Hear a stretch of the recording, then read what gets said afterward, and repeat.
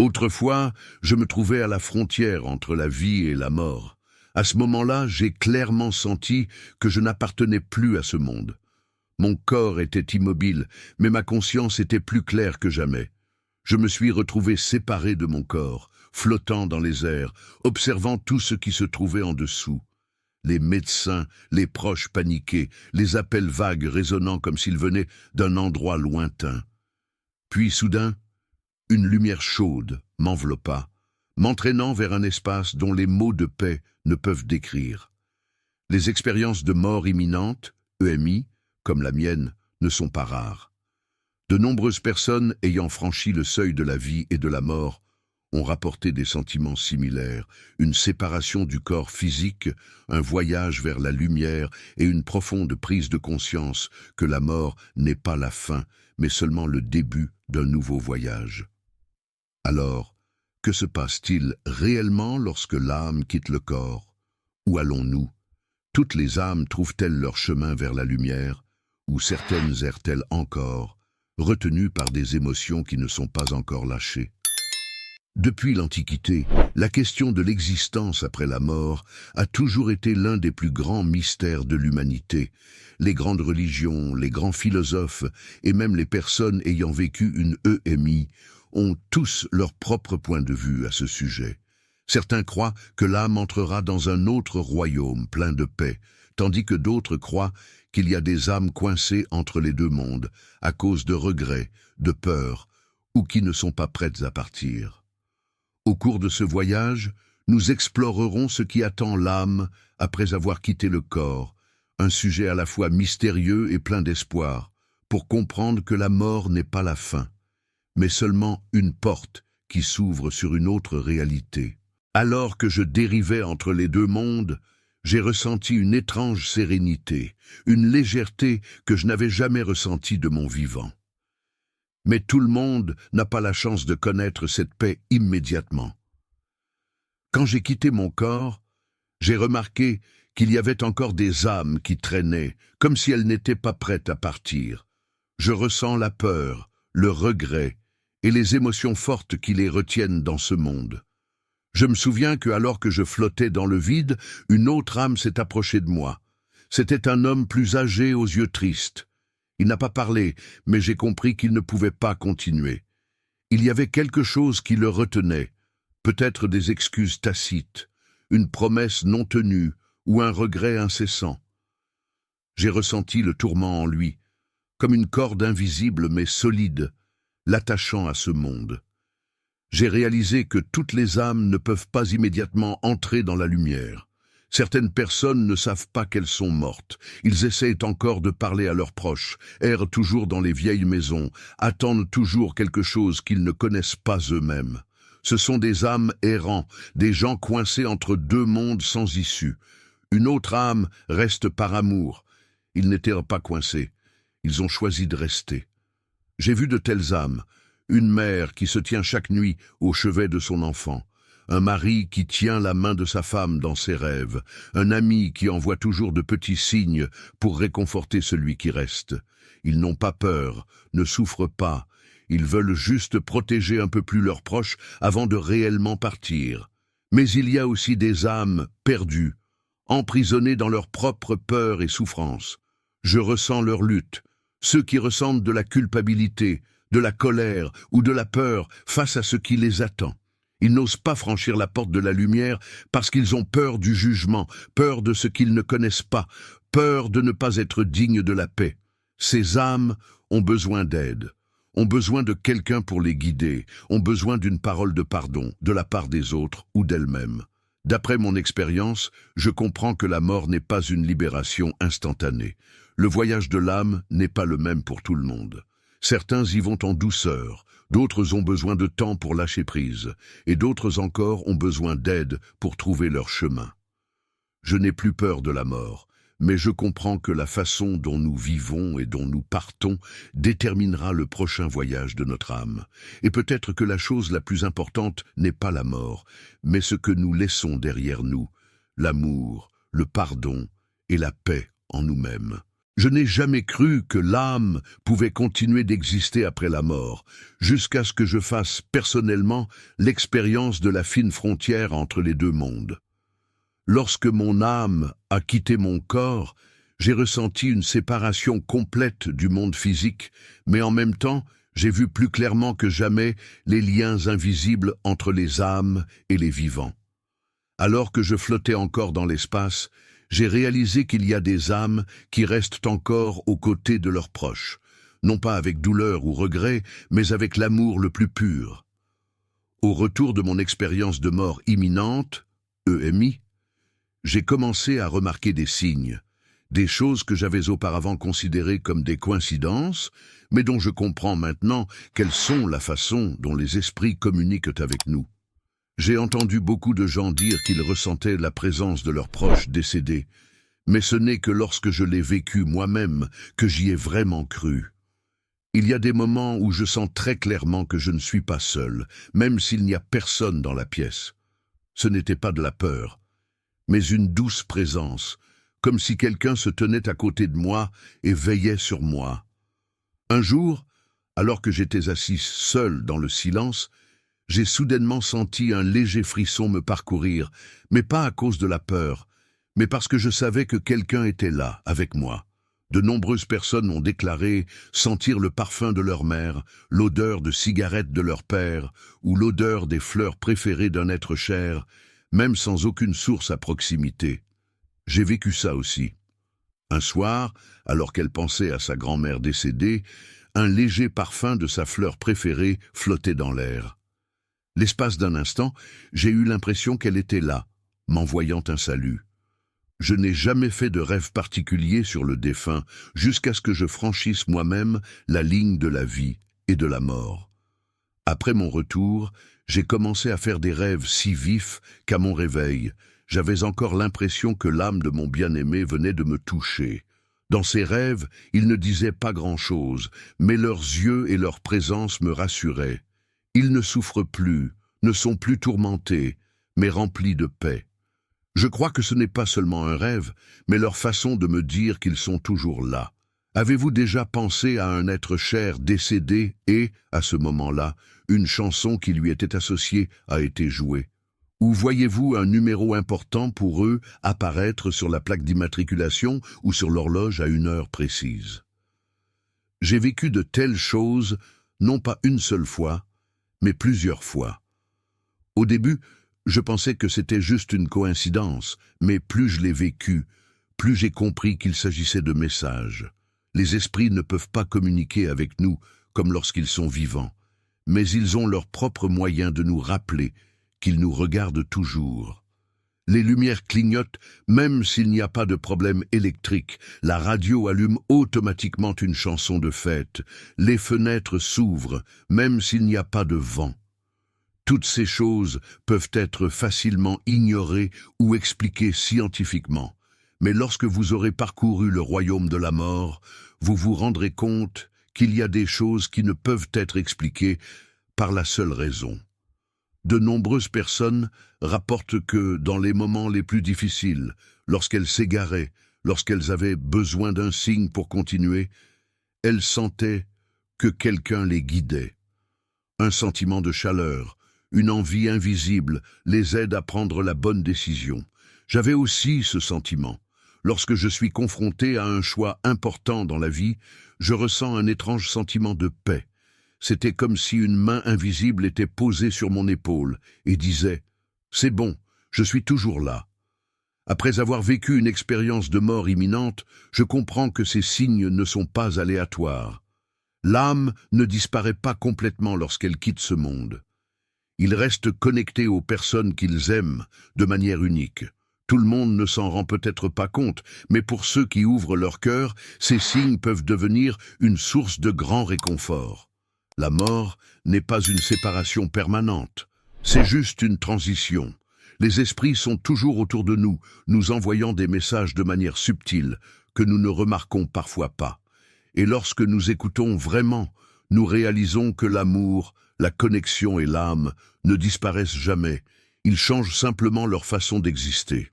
Je pensais que la mort était la fin de tout, de mes pensées, de mes émotions, de mes souvenirs et de ma propre existence. Mais quand ce moment est arrivé, quand j'ai franchi la frontière entre la vie et la mort, j'ai réalisé que ce n'était pas la fin, mais le début d'un tout nouveau voyage. Je me souviens encore du moment où je me suis éloigné de mon corps.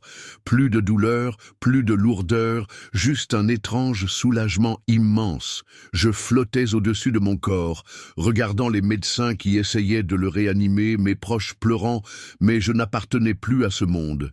Une lumière vive apparut, non pas éblouissante, mais étrangement chaleureuse. J'ai senti une traction douce mais puissante me tirer vers l'avant. J'ai compris que j'entrais dans une autre réalité, un lieu dont la tranquillité ne peut être exprimée par des mots. Mais ce que j'ai réalisé le plus clairement, c'est la mort n'est pas une fin absolue. Lorsque l'âme quitte le corps, elle ne disparaît pas et ne se dissout pas dans le néant. Il s'agit simplement d'une transition vers une autre forme d'existence, une autre dimension que les vivants ne peuvent pas voir à l'œil nu. Là, j'ai ressenti une connexion magique entre les âmes, un amour pur, plus de souffrance, plus de fardeau, plus de peur. Chaque âme a son propre chemin après avoir quitté le monde physique. Certains sont immédiatement guidés par la lumière, se déplaçant vers un lieu rempli de paix, où il n'y a plus de douleur ni d'anxiété.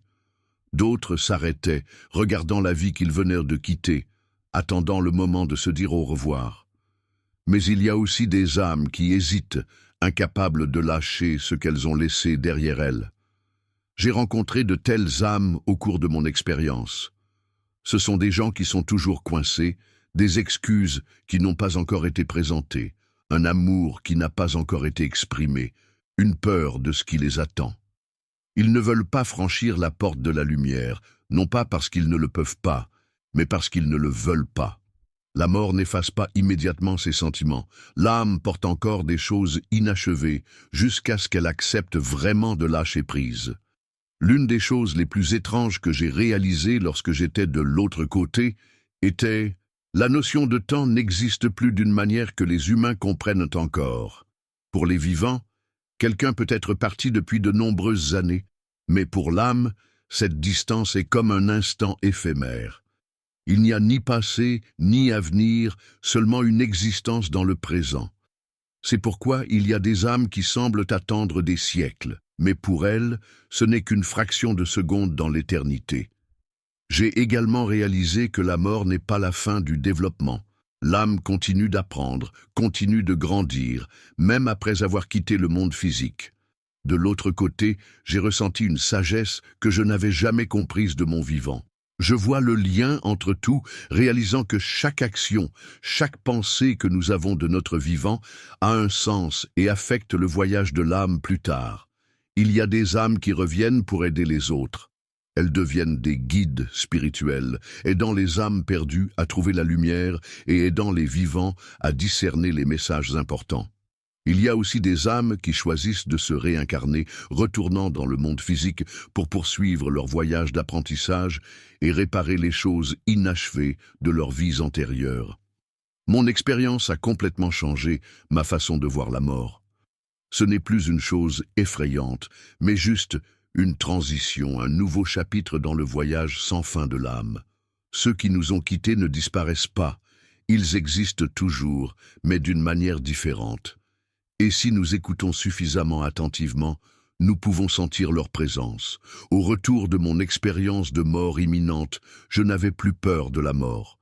J'apprécie davantage la vie, car je comprends que chaque instant que nous vivons dans ce monde a du sens et contribue à façonner le futur chemin de notre âme. Et surtout, je comprends que amour, le lien entre les âmes n'est jamais perdu. Ils changent seulement de forme, ne font que franchir la frontière entre deux mondes. Alors, si jamais vous perdez un être cher, rappelez-vous qu'il est toujours là, qu'il veille sur vous, qu'il vous aime d'une manière que vous ne voyez peut-être pas, mais que vous pouvez ressentir avec votre cœur. Et le moment venu, lorsque nous franchirons nous aussi cette porte, nous les reverrons dans un monde sans souffrance, sans séparation, un monde de paix éternelle. Je pensais que lorsqu'une personne mourait, tout disparaissait à jamais, sa voix, ses souvenirs, sa présence dans ce monde. Mais après avoir moi-même vécu une expérience de mort imminente, EMI, j'ai réalisé que la mort n'est pas une séparation absolue. Même si le corps disparaît, l'âme existe toujours, et surtout, l'amour que nous nous donnons ne jamais disparaître. Au moment où mon âme a quitté mon corps, j'ai non seulement ressenti un immense sentiment de soulagement, mais aussi un miracle. Je n'étais pas seul. Il y a des âmes là-bas, des gens qui m'ont précédé. Ils m'ont accueilli non pas avec des mots, mais avec un sentiment de chaleur, une connexion que je n'avais jamais ressentie de ma vie. J'ai réalisé que même si je me trouvais dans deux mondes différents, le lien entre les âmes reste intact. Alors que je me tenais entre les deux mondes, je pouvais voir mes proches. Ils pleuraient, ils souffraient de mon départ. Et j'ai essayé de les toucher, j'ai essayé de leur dire que j'étais toujours là, que je ressentais toujours leur douleur. Je ne peux pas changer la tristesse qu'ils éprouvent. Mais je me rends compte d'une chose importante. La mort ne peut pas m'enlever l'amour que j'ai pour eux, ni l'amour qu'ils ont pour moi. J'ai remarqué qu'il y a des âmes qui choisissent de rester plus longtemps avec leurs proches, non pas parce qu'elles sont piégées, mais parce qu'elles veulent réconforter les vivants. Ils envoient des signes, des messages doux pour dire qu'ils sont toujours là, qu'ils se soucient et aiment toujours, mais d'une manière différente. Au retour de mon expérience de mort imminente, j'ai commencé à reconnaître ces signes plus clairement que jamais. Une chanson spéciale a retenti au moment où je me souvenais de mes proches décédés. Une douce brise soufflait, emportant avec eux leur odeur familière. Des chiffres répétitifs, leur anniversaire, le jour de leur départ, apparaissent partout. Il y a des rêves qui ne ressemblent pas à des rêves normaux, où je les revois, où ils me sourient et me disent qu'ils vont bien. Ces choses ne sont pas des coïncidences. Je comprends que c'est leur façon de communiquer, c'est leur façon de dire qu'ils regardent toujours, que la mort n'est pas un adieu permanent. De mon vivant, j'ai toujours pensé qu'une fois qu'une personne décédait, elle disparaissait de nos vies. Mais après mon expérience, j'ai réalisé qu'ils ne partent pas complètement, mais continuent de nous surveiller et de nous protéger de manière invisible. Je me souviens d'une fois, alors que j'étais confronté à une décision importante, un sentiment étrange s'est glissé dans mon esprit. Une voix silencieuse, venant non pas de l'extérieur mais du plus profond de mon cœur, m'a guidé pour faire le bon choix. Je ne pouvais pas expliquer pourquoi, mais je savais que c'était plus qu'une simple intuition. C'étaient les conseils d'un esprit qui m'aimait. Beaucoup de gens disent qu'ils se sont sentis protégés par leurs proches décédés. Une mère a l'impression que quelqu'un la tient dans ses bras lorsqu'elle souffre. Un fils croit que son père l'a sauvé d'un accident de voiture en lui envoyant une puissante prémonition. Ces choses ne peuvent pas être vues à l'œil nu, mais si vous ouvrez votre cœur, vous les ressentirez. La chose la plus importante que j'ai réalisée après mon expérience de mort imminente était « l'amour n'est jamais perdu ». Il n'est lié ni au temps ni à l'espace. Il existe même lorsque la vie est terminée. Les personnes que nous aimons sont toujours avec nous, d'une manière douce mais forte. Et puis un jour, quand ce sera notre tour de franchir cette porte, nous les reverrons.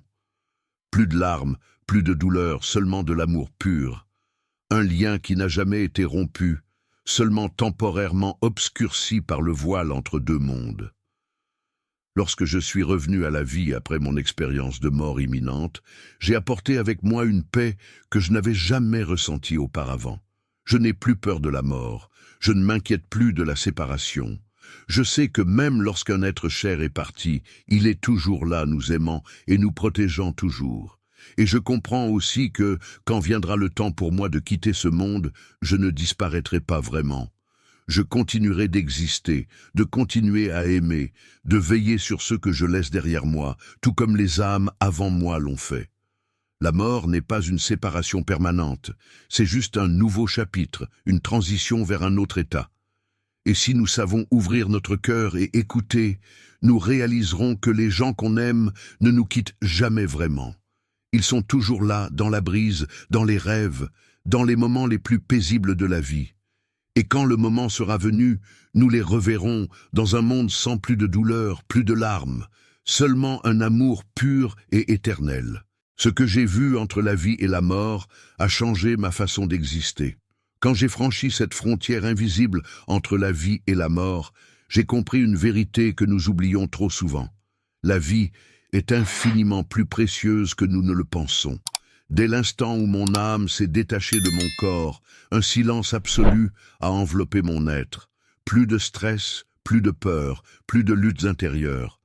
Tout ce qui me semblait si important, l'argent, les soucis, le regard des autres, s'est évanoui comme une brume matinale. À la place, une clarté s'est imposée. Je voyais ma vie défiler sous mes yeux, comme un livre dont chaque page était imprégnée d'émotions. Les éclats de rire partagés, les étreintes sincères, les larmes silencieuses, les blessures involontaires infligées aux autres. Chaque instant prenait un sens nouveau. Et au bout du compte, il ne restait qu'une seule chose, l'amour que j'avais donné. Ni richesse, ni succès, ni reconnaissance. Seul l'amour persistait, comme un fil d'or tissé à travers mon existence.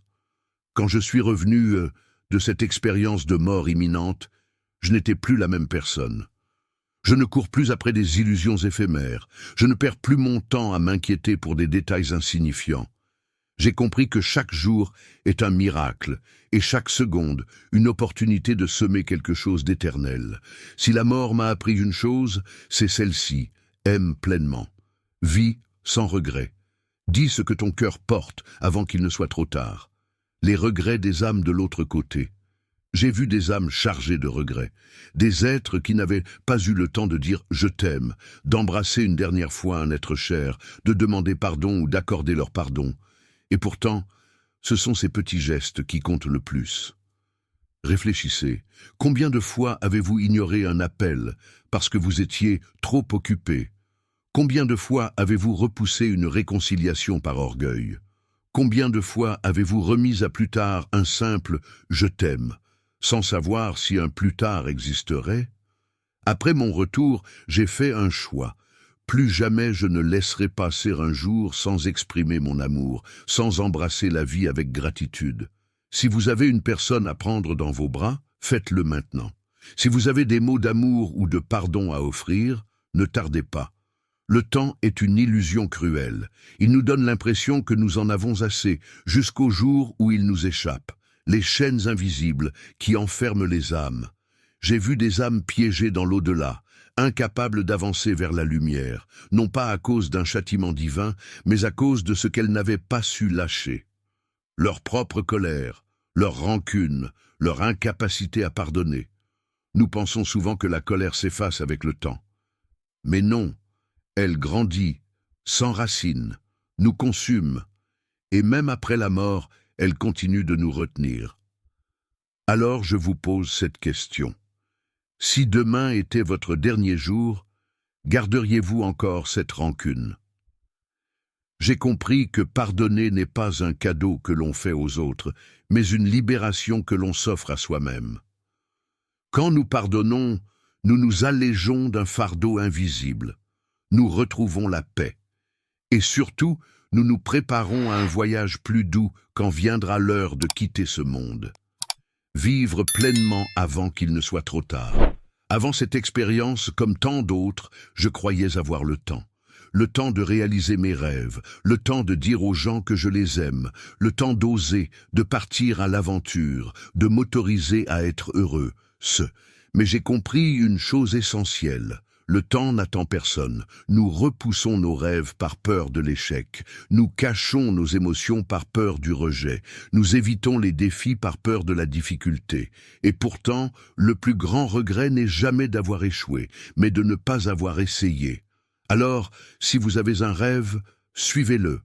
Si vous voulez explorer le monde, faites vos valises.